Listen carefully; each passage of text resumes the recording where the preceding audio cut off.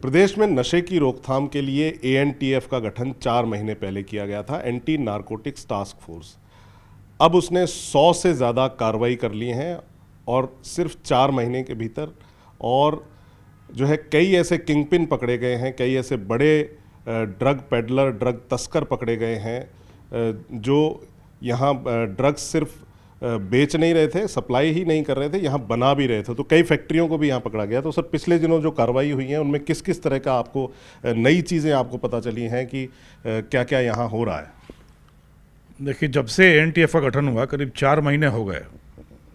4 महीनों में हम लोगों ने हर दिशा में काम किया। अभी न सिर्फ धर पकड़ बल्कि शोध का कार्य कि किस तरीके से नशे की प्रवृत्ति पनप रही है, फैल रही है, कौन से लोग हैं जो किस तरीके से इससे कर रहे हैं। तो अगर मैं बिल्कुल स्पष्ट शब्दों में कहूँ तो स्थिति बड़ी भयावह सी दिखती है।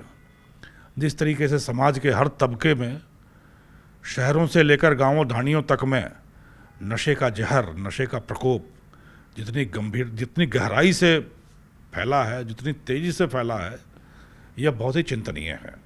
और इसी को देखते हुए हम लोगों ने एनटीएफ का गठन बहुत ही वैज्ञानिक तरीके से किया है। राज्य में 18 चौकियां खोली जानी, जिनमें हमने 15 खोल दिए। और एनटीएफ का मुख्यालय जहां अभी हम लोग बैठे हैं, पिछले 4 महीने में हमने आज कार्रवाइयों का शतक जड़ा है। मतलब इसको हम लोग कहते हैं महीने 4 सैकड़ा पार। पर 99 पर जो है चौका मार के जो है आपने 103 कार्रवाई, कल हमने 4 कार्रवाइयाँ एक साथ की हैं, 4 अलग अलग जगहों पे। एक सांचौर में किया, एक बाड़मेर में किया, एक जोधपुर में किया, एक गुजरात में किया। 4 कार्रवाइयाँ की हम लोगों ने कल और सैकड़ा पार किया। पर मैं इसको खुशी की बात नहीं मानता, सिर्फ थोड़ी सी संतुष्टि यह है कि हाँ, हम लोग सही दिशा में काम कर रहे हैं, कार्रवाइयाँ हो रही हैं। पर यह बहुत ही चिंता का विषय है कि यदि एक एजेंसी 4 महीने में 100 से ज़्यादा कार्रवाइयाँ कर लेती है, आप समझ सकते हैं कि नशे का प्रकोप समाज में कितना है। तो जब तक समाज से नशे को पूरी तरीके से, नशे का पोषण करने वाले, नशे की आपूर्ति करने वाले, नशे का सेवन करने वाला और नशे के प्रति सहानुभूति रखने वाला, इन चारों तत्वों को जब तक हम लोग निर्मूल नहीं करेंगे, समाज से नशा नहीं दूर होगा। और नशा अगर दूर नहीं हुआ तो एक हमारी पूरी पीढ़ी समाप्ति के कगार पर पहुंचे। एक वेस्टर्न राजस्थान को लेके जो है सवाल है विकास जी, कि वेस्टर्न राजस्थान में क्या इस तरह की जो ड्रग्स की जो घटनाएं हैं, ड्रग्स की जो कॉरिडोर एक बना हुआ है, क्या वहाँ बहुत ज़्यादा इंटेंस है ये मामला? देखिए, परंपरागत रूप से आप देखेंगे तो वेस्टर्न राजस्थान में मध्य प्रदेश और चित्तौड़गढ़ की सीमा पर जो अफीम का उत्पादन होता है, उस अफीम डोडा चूरा की खपत पश्चिमी राजस्थान में थी। वो परंपरागत रूट्स बने हुए थे, पर अब बाढ़ का पानी इससे बहुत ऊपर जा चुका है। तो एमडी की फैक्ट्रियां भी पकड़ी गई। अब जिस तरीके से ट्रेडिशनली अगर आप देखें परंपरागत तरीके से, तो अफीम उत्पाद, अफीम है, डोडा चूरा है, थोड़ी मात्रा में हेरोइन, स्मैक की बातें आती थी, जो पश्चिमी राजस्थान जिससे प्रभावित था। पश्चिमी राजस्थान और बीकानेर का इलाका, कुछ मेवाड़ का इलाका इससे प्रभावित था। अब जिस तरीके से हर बांध तोड़कर परिष्कृत ड्रग, सिंथेटिक ड्रग का चलन बढ़ा है समाज में, और खास करके युवा पीढ़ी जो पूरी तरह इसके चंगुल में फंसी है, जिसमें एमडी है, एमडीएमए है, कुछ आपके फार्मास्यूटिकल ड्रग्स भी हैं जो प्रिस्क्रिप्टिव ड्रग हैं, बट उनको प्रिस्क्रिप्शन से नहीं लेके पिलफरेज करके यूज़ किया जा रहा है। तो एक पूरी पीढ़ी अंधकार की ओर जा रही है इस परिष्कृत सिंथेटिक ड्रग के माध्यम से। तो ये सिंथेटिक ड्रग्स जो है अब जो ज़्यादा चलन इनका बढ़ रहा है, और आप भी देख रहे हैं कि जो है कई कार्रवाइयाँ इन पे की गई हैं। तो राजस्थान में ऐसे कौन से और रूट्स हैं जहाँ से ये सारी चीज़ें आ रही हैं?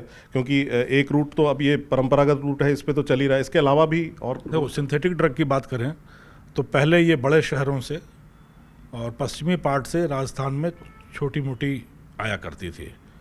पर जिस रफ्तार से फैक्ट्रियां पकड़ी गई हैं, फैक्ट्रियां राजस्थान में स्थापित हुई हैं एमडी बनाने की, एमडीएमए की, आपको यह जान के खुशी होगी कि पिछले 2 साल में 2 अंकों में कार्रवाई नहीं हुई थी एमडी फैक्ट्रीज़ में। जब से एनटीएफ का गठन हुआ है अक्टूबर से, हमने जिला पुलिस के साथ मिलकर, केंद्रीय राज्य संबंधित एजेंसियों से मिलकर अक्टूबर से अभी तक ही 15 फैक्ट्रियों का पर्दाफाश कर दिया। पिछले 2 दिनों में आपने देखा एनसीबी और पुलिस ने मिलकर 2 दिनों में लगातार 2 फैक्ट्रियाँ पकड़ी हैं।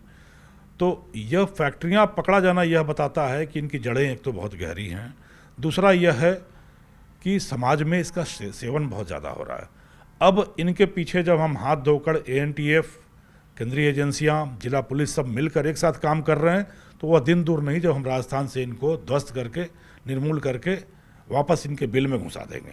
पर समस्या सिर्फ यहीं ख़त्म नहीं होती, ख़त्म ये होती है कि समाज को आत्मावलोकन करने की आवश्यकता है कि क्या कारण है। जयपुर में भी स्टूडेंट्स को बेचते हुए जो है काफ़ी लोग पकड़े गए थे, तो वो क्या मामला था वो?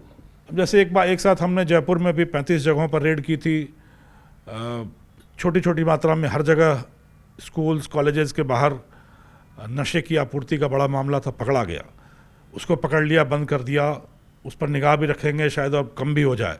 पर ज़्यादा सोचनीय प्रश्न यह है कि समाज क्या कर रहा है, क्यों इतनी बड़ी संख्या में अफीम का सेवन करने वाले, ड्रग का सेवन करने वाले समाज में पैदा हो रहे हैं? क्या हमारे संस्कार कमज़ोर हो गए? क्या हम मानसिक रूप से निर्बल हो गए? या आज की भौतिकतावादी संस्कृति हमको हमारे ऊपर चढ़ गई? क्या प्रदर्शन का प्रभाव जो आप टीवी में और जो प्रोग्राम्स हैं, फिल्में हैं, सीरीज़ हैं, जो नेट सीरीज़ जो चल रही हैं, उनमें इन सब चीज़ों का जो है तो इनसे भी क्या मिलके हैं, कई सारी चीज़ें मिलके हैं। एक तो जो समाज का दबाव हुआ करता था वो कमज़ोर हुआ, कुछ परंपरागत तरीके से चूँकि अफीम का सेवन करने की प्रवृत्ति थी तो वो अब सिंथेटिक में भी चली आई। तीसरी चीज़ अगर आप देखें तो उपलब्धि भी बहुत ज़्यादा उपलब्ध है आपके पास, आप उसका सेवन कर रहे हैं, नई नई खुराकें आ रही हैं। कुछ युवा पीढ़ी तनावग्रस्त होकर, अपनी महत्वाकांक्षा से पीड़ित होकर, शीघ्र समृद्ध बनना, शीघ्र बड़ी बड़ी चीज़ें हासिल करने को लेकर और उसमें हताश होकर, तो उदासी, कुछ प्रेम संबंधों की असफल प्रेम संबंध, कुछ टूटते परिवार, कुछ एकल परिवार, टॉलरेंस भी कम हुआ है, कुछ समाज में टॉलरेंस की कमी आई है, कुछ जो बड़े बुजुर्गों का दबाव हुआ करता था, निगरानी होती थी, वो कम हुआ है। तो ये सारी चीज़ें मिलकर एक कॉकटेल बनता है जो एक पूरी पीढ़ी को नशे की ओर ले जा रहा है। अब पूरे समाज को मिलकर, पुलिस उसमें आप 1 कदम चलेंगे, हम 11 कदम चलेंगे। ये जो MD की फैक्ट्रीज जो मिली हैं, इनमें जो कच्चा माल जो आ रहा है वो कहाँ से आ रहा है, किस तरह का ये चीज़ें हैं, कहाँ से आ रही है? देखिए, एक तो नई टेंडेंसी है, तो हम लोग उस पर कार्य कर रहे हैं कि उसको भी बस्ट किया जाए। पर प्राइमा फेसी बड़ा साधारण सा कोई फार्मूला है जो उस तरह के केमिकल्स जो रिस्ट्रिक्टेड की श्रेणी में नहीं आते, उदाहरण के तौर पे हाइड्रोक्लोरिक एसिड, इथाइल अल्कोहल, इन सारी चीज़ों को मिलाकर कोई ऐसा फार्मूला है जिससे MD बनाई जा रही है। तो जो इसके इंग्रेडिएंट्स हैं, अवयव तत्व हैं, वो अभी तक कंट्रोल की सीमा में नहीं है। पर इसके लिए बनाने के लिए एक तकनीकी विशेषज्ञ की भी आवश्यकता होती है, एक लैब का सेटअप चाहिए होता है और वो केमिकल्स चाहिए होते हैं। ये दूर से आ रहे हैं, पड़ोसी राज्यों से भी आ रहे हैं, कुछ यहाँ से भी लिए जा रहे हैं। तो इस चैनल को भी बंद करने का प्रयास चल रहा है। हम लोगों ने बहुत तरीके से कैसे पता किया जाए कि यहाँ पे कोई फैक्ट्री चल रही होगी, उसके बहुत सारे रेड फ्लैग्स भेजे हैं, तो उनके आधार पे सफलताएं मिल रही हैं। पिछले 4 महीनों में 15 फैक्ट्रियाँ हमने ऐसी बस्ट कर ली राजस्थान में। राजस्थान पुलिस, NCB, ANTF सब ने मिल के इन काम को किया है। एक सर, वेस्टर्न राजस्थान में जो सीमावर्ती जो ज़िले हैं, वहाँ पर भी जो है ड्रोन के माध्यम से पाकिस्तान की तरफ से भी कई घटनाएं ऐसी हुई हैं, तो उसके बाद की जो कार्रवाइयाँ हैं उससे कमी भी आई है। लेकिन ये किस तरह की चीज़ें वहाँ से आ रही थी, क्या रूट है, वो कहाँ जा रही हैं, कहाँ के युवा या कहाँ के लोग जो है उससे ज़्यादा प्रभावित? जैसा हम लोग जानते हैं, परंपरागत रूप से पूरे विश्व में नशे के 2 अड्डे रहे हैं। एक को डेथ क्रेसेंट बोलते हैं, एक को डेथ ट्रायंगल बोलते हैं। म्यांमार, थाईलैंड और लाओस, ये 3 जो इलाका है, ये डेथ ट्रायंगल कहलाया जाता है, जहाँ अफीम, परंपरागत रूप से अफीम और इस तरह के नशे की चीज़ें उत्पादित होती थी। और डेथ क्रेसेंट कहा जाता था अफगानिस्तान, ईरान और पाकिस्तान के इलाके को, जहाँ बड़े पैमाने पे अवैध रूप से अफीम का उत्पादन होता था और अफीम संबंधी सारी चीज़ें यहीं से पूरी दुनिया को सप्लाई होती थी। तो राजस्थान चूँकि पाकिस्तान सीमा पर होने के चलते उससे बहुत ज़्यादा प्रभावित रहा कि जो अफ़गानिस्तान, ईरान के इलाके में अफ़ीम और अफ़ीम से फिर हेरोइन बना के भारत में सप्लाई करने का बहुत बड़ा मामला चलता रहा। पहले ज़मीनी रूट से चलता रहा, फिर ड्रोन के माध्यम से, टनल के माध्यम से, समुद्री मार्ग से करने का प्रयास हुआ। पर यह जो राजस्थान में आया, करीब 60-65 मामले हम लोगों ने पिछले 2-3 साल में पकड़े, यह राजस्थान को एक कंडुइट के रूप में इस्तेमाल किया जा रहा था। यह सारी की सारी आपूर्ति पंजाब के साइड में जानी होती थी, राजस्थान में गिराकर और यहाँ से ले जाया जाता था। तो राजस्थान एक प्लेटफॉर्म के तौर पर जो है प्लेटफॉर्म के तौर पर यूज़ किया जा रहा था। इसके भी BSF और राजस्थान पुलिस ने मिलकर इसको बहुत ज़्यादा नियंत्रण किया है और पिछले साल इस तरह की घटनाओं में काफ़ी कमी आई है और हाल फिलहाल के दिनों में ऐसी चीज़ें सूचना नहीं आ रही हैं।